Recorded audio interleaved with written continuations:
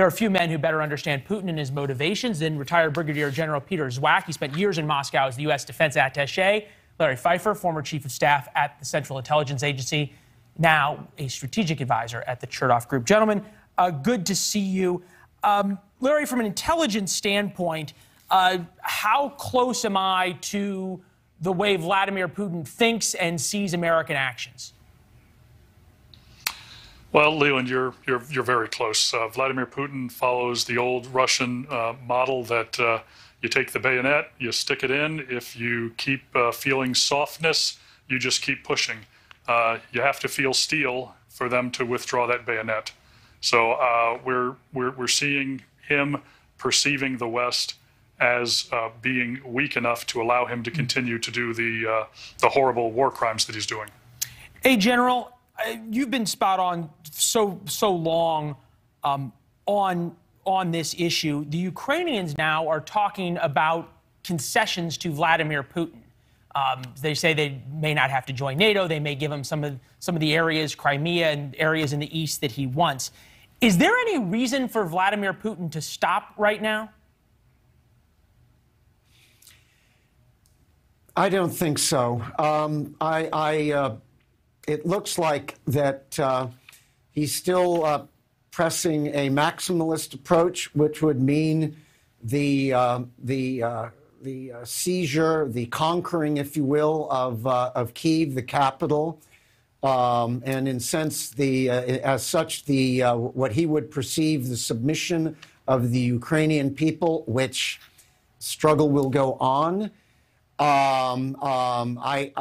I think that I can't speak for the Ukrainians and their public negotiating position.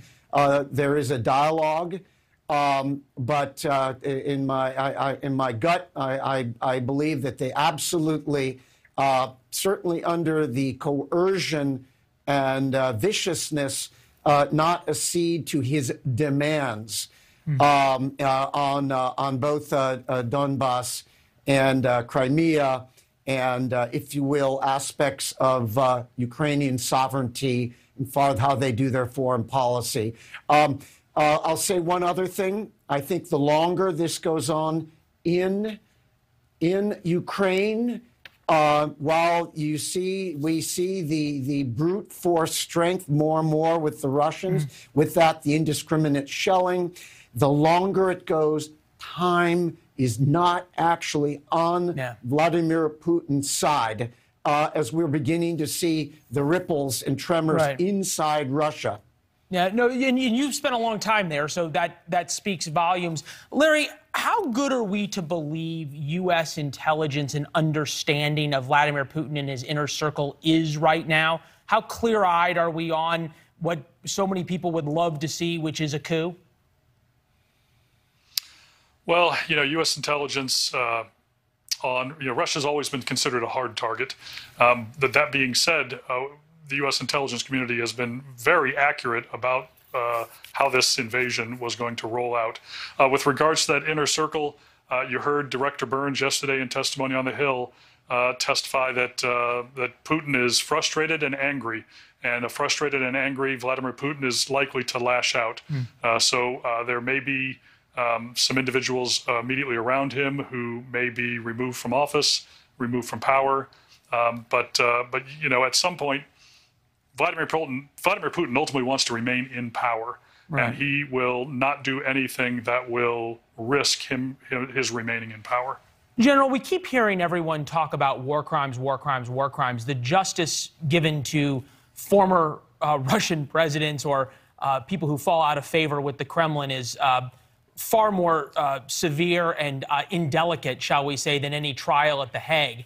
Does that talk mean anything to the Russian generals and the professional soldiers that you used to liaison with in Russia? Do they take these warnings seriously, or do they not care and keep bombing kids? It's a great question, they're tough guys, but in their own minds, they are Russian patriots, and right now they are following orders. I've got to believe, as the carnage continues and they're beginning to get reports from their subordinates all the way down to the young conscripts that are really bearing the brunt of a growing, if you will, hornet's nest of out in the countryside and city Ukrainian. I've got to believe some of them quietly and more so are beginning to have their doubts. This is ugly for them. The whole war crime label. The whole brute force aspect of it forces more artillery, which forces more war crimes, and the whole world, including media, is watching. Yeah, you just hope that there is somebody, if they order a chemical or biological attack, that's willing to say no. But so far, we have not heard of any real revolt. Gentlemen, we got to run. We really appreciate it. Thank you. Thank you. All right. Take care. Good to see both of you. Thanks for watching. Click the red subscribe button below so you can get more of NewsNation's fact-driven, unbiased coverage.